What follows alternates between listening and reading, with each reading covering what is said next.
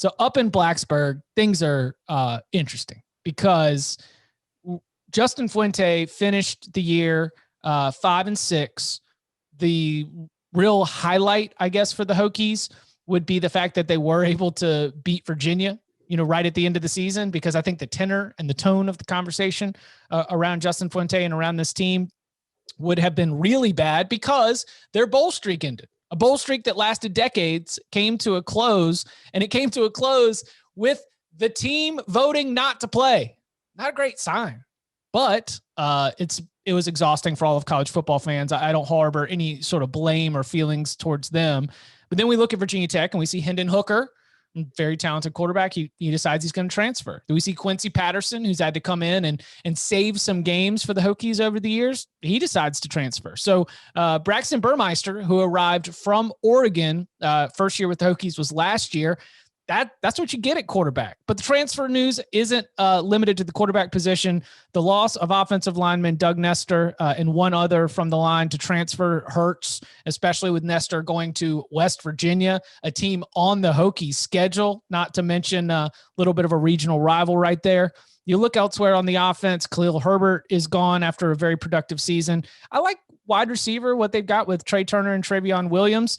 But again, going defensively, we get Jordan Williams as a transfer from Clemson along the defensive line. Was not a superstar for Clemson, but I think he can be a good player. But again, back to the hot seat conversation. Since the start of the 2018 season, Justin Fuente is 19-18. Do you think that the play from Virginia Tech this season has a ceiling? I'm not sure where the floor is. That might be even harder to define. But do you think it has a ceiling that can reverse sort of the Virginia Tech fan feeling around Justin Fuente? No. I'm not optimistic about the Hokies in 2021 because I think that a lot of the problems that we've seen that have, or at least the things that have led to the problems that we're seeing haven't really changed. Like, this is a team that its 2020 recruiting class ranked 76th nationally.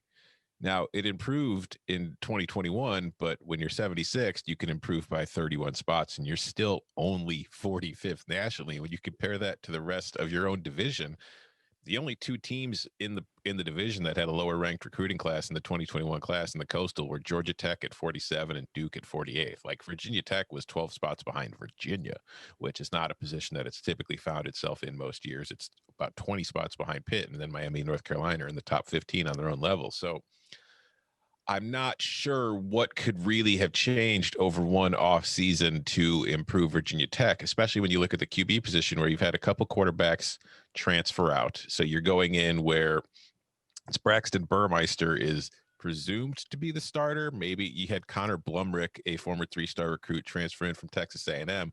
But none of these are names where you're like, oh, okay, that really provides a ton of confidence. I just don't know. I think that with all the hot seat talk surrounding Fuente and those kind of distractions, and I know like Virginia Tech had to deal with a lot of COVID stuff last year that really did derail the season a little bit, but I don't know if having those players back or if being at full strength this year really improves the floor or raises the ceiling all that much. When I look at Virginia Tech and I watch it play, you just get like that 3-5, 4-4 sense. Like, it's a 3-5, 4-4 ACC team. That's what I see when I watch the Hokies play right now. I mean, I don't see the momentum for the Hokies right now, right? They were 10th in the ACC in recruiting. I don't think they're bringing in enough quality talent. They did a really nice job in the transfer portal last year getting Khalil Herbert, who balled out and is now gone. The thing is, I actually think Justin Fuente is a pretty good offensive coach and a pretty good game day coach for the most part. But their defense last year was bad. I know they had COVID issues, as did the other Virginia team, which we'll talk about in a minute. I just don't know they have I don't think that the other positions are necessarily primed to step up in a way that will make me feel good about offsetting the losses. And the strengths of this team last year were an offensive line. Tom, hit me with those Football Outsiders numbers. I know they got to be pretty good. That was a nasty O-line. Yeah, the Virginia Tech ranked 31st nationally in line yards, 10th in opportunity rate, and 43rd in stuff rate, which isn't great, but still, when you're doing as well, an opportunity taking the opportunity rate and on standard downs they ranked 11th. You can work with a stuff rate that's not great. So you had several NFL players, I think, on that line. Now you've got some guys who've gone pro, have transferred out. You lost Herbert. Can Braxton Burmeister carry you through the air or using his legs more? I'm not confident. I still think this team will be a decent team. I don't think they were a terrible team last year. I mean, they were top 35-ish, maybe. Yeah.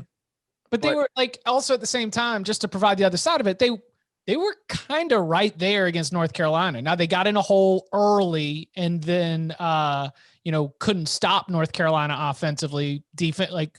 Once they couldn't stop North Carolina from scoring once they finally got back into that and made it a real game. Same for Miami. The two teams that we've talked about here and that we believe are at the top of the division. Virginia Tech was right in that game all the way down to the very end. But as we sit here doing our spring gleaning and looking at this from a hard statistics on the season as a whole, the depth chart, the personnel issue, it is without a doubt a full tier below those two teams, even if they're head-to-head matchups on the field. And maybe that speaks to your point, Bud, about Justin Fuente being a good game day coach. Yeah, I think so. Okay, so since I did bag on the recruiting, I will give a shout out to one guy in their class who I like a whole lot. His name's Jaden Keller. We have him listed as an athlete. I actually think if the Hokies try him at linebacker, he could turn into a really good player down the line. Just super athletic. I loved how versatile he is. And so there's some positivity for me on the Hokies before I get to my next point, which is, man, their run defense was terrible last year. 113th in success rate allowed. Just about the only thing they didn't allow was just a ton of 80-yard runs. But if you wanted to get 6 or 7 yard runs against the Hokies, guys, you could have it consistently. Saw too many unders die because of that. Yeah. And they not only that, but they tried to get aggressive against it and stop it, because I think they realized you were kind of getting bullied at the point of attack and in the second level, and then teams threw it over their head. And they also had COVID issues in the back end, which was a problem. So they kind of went back to allowing the run to prevent the explosive play. I know Justin Fuente actually talked about that. I'm interested in seeing how much more aggressively they can play throughout the course of the season with their secondary back, because last year I think they kind of had to resort to playing everybody back and just try to play umbrella. But that allowed some pretty serious run efficiency. All right. You want to do some galaxy braining? Yeah. Sure. All right. Justin Fuente's on the hot seat. There is a job opening at Kansas. Yes, I was just about to ask this. Justin Fuente is from Oklahoma. I don't know if Jeff Long is going to be making the next hire at Kansas. We'll see. All right. Right now, signs indicate that it will be Jeff Long. But Jeff Long, if you look at his history of hiring football coaches, he's not hiring young up-and-comers. He tends to hire established coaches, most of which he's already had a previous relationship. But Justin Fuente, an established head coach at a Power 5 program, entering a season where it could be do or die. Does Kansas, if Jeff Long takes that kind of swing and goes after Justin Fuente, do you think there's a scenario in which Fuente would leave Blacksburg for Lawrence? Because we saw, when he took over at Memphis was barely existent as a football program, and he built that into something. So maybe that kind of proven track record of doing that would be appealing to Kansas. He goes to Kansas, he gets time. He knows he's going to have, a safety net as far as he's not going to get fired after this season if they don't win. And he gets a chance to build something from the ground up on his own, rather than being in the situation he inherited in Blacksburg where, he's following the guy. Okay. I mean, I was going to say, if you're Justin Fuente, do you do it? Do you take that parachute and just jump out? It might depend on your answer to this question. Pretend you're Justin Fuente. If your buyout wasn't still $10 million last year, are you even here this year? And that's why, it's like, because when we restart the clock is the buzzword, right? Mm-hmm. Yeah. And that's why, because it's like when you think of the Kansas job, I know that in like a vacuum to most fans, it's like, well, who the hell is going to want the Kansas job? A coach that might not have a job at this time next year might be pretty interested in starting over somewhere. Is Dana Holgerson the best example of that move recently? Yeah, although I think that I I don't know if I'm comparing Houston's football program to Kansas's because I know it's not it's a very program, fair. but Yeah. I think Houston's in better condition by far. Because he's been very much in the headlines, I almost called it the Greg McDermott move, because back in the day, his time was kind of running out at Iowa State. Creighton job comes open, and it's like, well, Creighton can be a very good job. So you just sort of jump on over and take that. Again, we were talking about a Power 5 job, but it is Kansas. I think that if I'm Justin Fuente, I might do it too. Yeah. And again, there's nothing, I have nothing to base this on. It's just a thought. Fascinating season ahead again, as I said. And hey, how about this? Oh, let's get reckless. All right. If he does, Bud Foster, interim coach, bring it back. Let's go.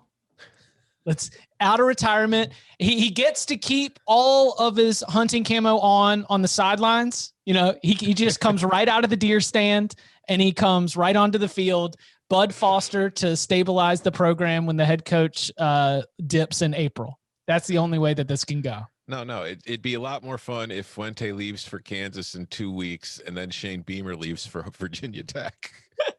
And now South Carolina's open again. And then Hugh Freeze ends up at South Carolina after all. Crazy. We've done it.